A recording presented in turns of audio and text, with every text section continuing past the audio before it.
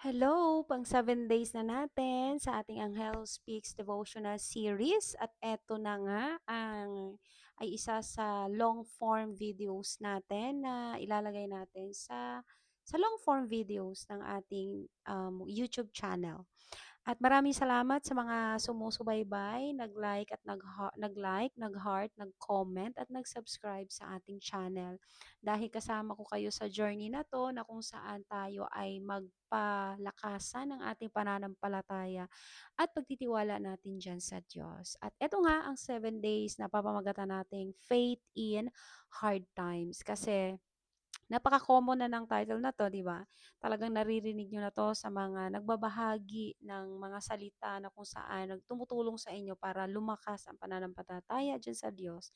Kasi nga naman talaga kailangan natin ng faith sa gitna ng mga pagsubok. Kasi may mga araw, 'di ba, na parang alam mo 'yon, na ginagawa mo na ang lahat na sa tingin mo ay tama, pero hindi pa rin umaayos yung sitwasyon, 'di ba?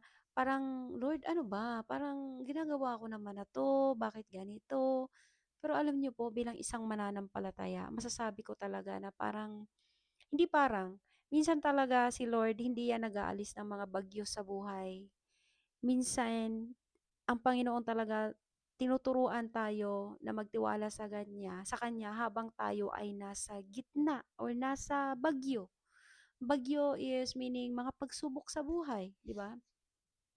Do'n tayo natuturuan ng Panginoon para mas lalo nating makilala at magtiwala tayo sa Kanya, 'no? Sabi nga sa Psalms 46:1, 'di ba? God is our refuge and strength. He is always ready to help in times of trouble. Napakagandang ano 'yan, pagbulay-bulayan every single moment of our life.